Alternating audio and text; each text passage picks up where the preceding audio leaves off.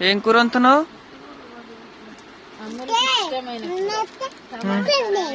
ఏంద్రా పిన్ని?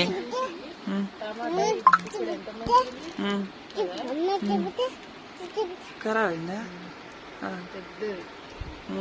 అన్ని మొన్న అయితే హాఫ్ కేజీ దాకా ఇట్నే అయినాయి. ఖరాబ్ అయినాయి. ఖరాబ్ అయిపోయింది. పప్పు ఇప్పుడు ఏంపినావు? పప్పుని ఏంపుతాయి.